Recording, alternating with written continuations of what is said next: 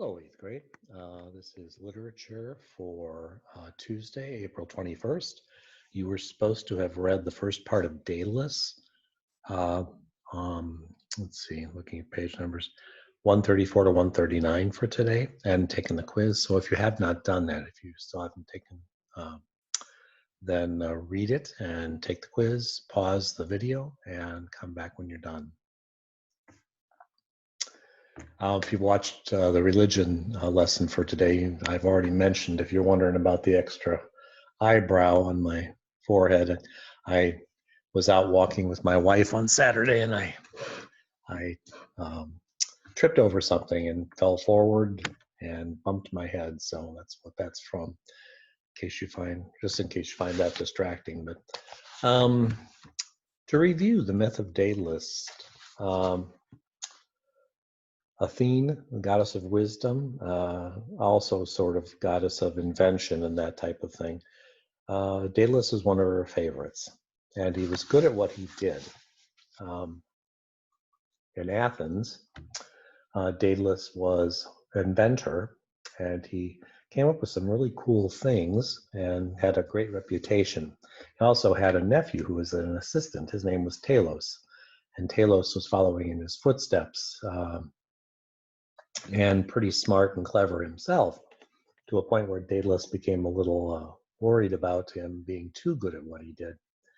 So they were both working on something to cut through wood more quickly than a knife or an axe. And Talos beats Daedalus to it when he discovers the backbone of a fish, which can be used like a saw. And so when he shows it to his uncle, very proud of what he's come up with, and convinced that Athene gave him the inspiration, Daedalus takes him to the top of Athene's temple to give thanks and pushes him off the top. Talos had begun to pray to Athene, and she was hearing his prayer, so she saved the boy from falling and dying by turning him into a bird. But she also was pretty upset with Daedalus and took away her support from him. And since he disappeared, Daedalus was accused of they didn't accuse him, but they thought he might have been responsible for the boy's disappearance. And Daedalus pretended like he didn't know what they were talking about, and called them ungrateful wretches, and left their city and took the saw with him. And he went to King Minos, who was the most wealthy king at that time in Crete, and offers him the saw as a gift. And Minos sets up a workshop for Daedalus and gives him assistance and materials and everything that he needs. And Minos's family kind of take a shine to Daedalus also. His daughters Ariadne and Phaedra visit Daedalus often, and he makes them little toys and gifts. And the queen comes to see him also. She's kind of bored with her life, and she expresses at one point when he's talking, they're talking about why Daedalus came, because she thinks, the queen thinks maybe he's got some secret that he's hiding. And of course, she's right about that. And he tells her that the goddess Athene withdrew her favor. And at that point, the queen expresses her disbelief in all the gods and goddesses. She thinks they're just a bunch of stories. And she claims to be more beautiful than Aphrodite. And she says Daedalus is probably a better inventor than Hephaestus is. And, Daedalus is all freaked out by this and says, watch what you say. The gods can get very angry. And he credits it to the fact that maybe it's midsummer and that women get confused at that time of year, he says. And maybe they say things that they don't mean. But Aphrodite, in the meantime, has heard what the queen says and decided to punish her in a creative way.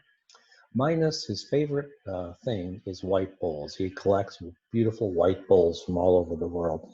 And someone all of a sudden sends him the most beautiful one he's ever seen.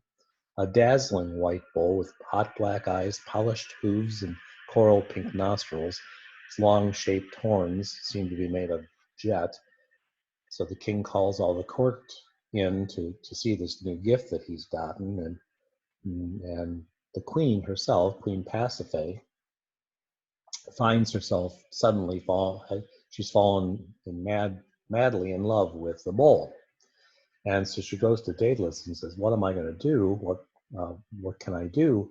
I'm going crazy. It's tearing me to pieces. She asks for his help. So Daedalus makes a mechanical bull that the queen can get inside to approach this bull. So, and then that's where we break for today. So if you would read the second part of Daedalus for tomorrow, that would be pages we divided into two parts, 139 to 144. So finish Daedalus for Wednesday. The Adventures of Ulysses. Ulysses had been warned about the next few dangers he would face.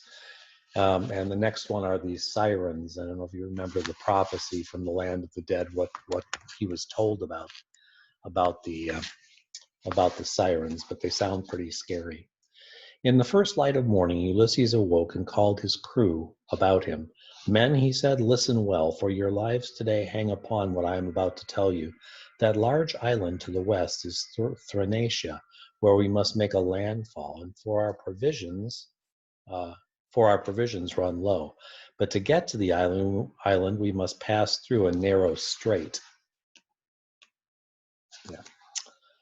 And at the head of this strait is a rocky islet where dwell two sisters called Sirens, whose voices you must not hear.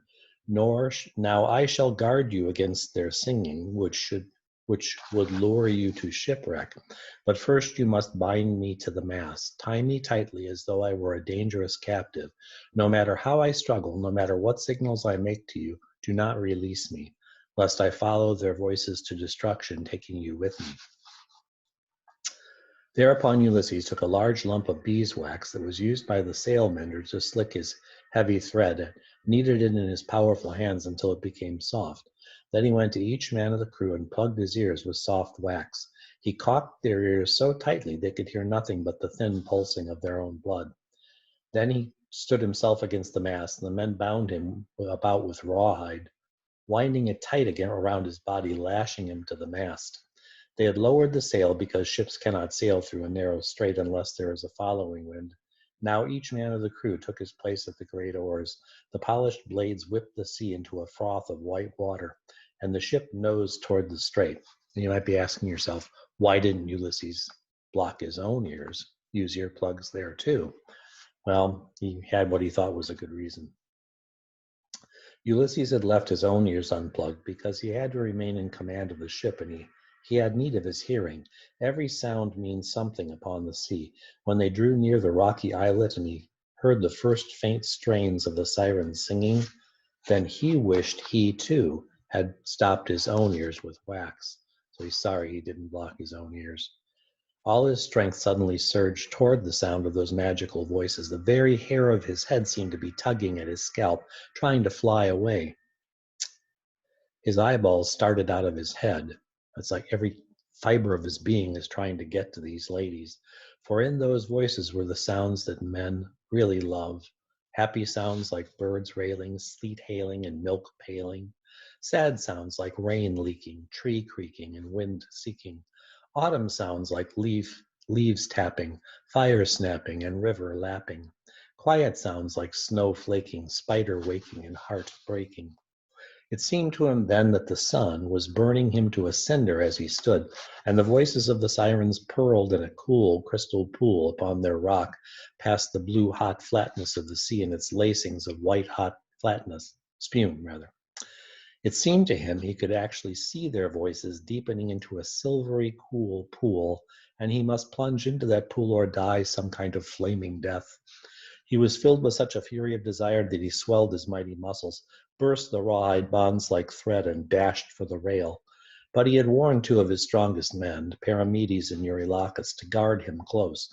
They seized Ulysses before he could plunge into the water. He swept them aside as if they had been children, but they held him long enough to give the crew time to swarm about him. He was overpowered, crushed by their numbers, dragged back to the mast.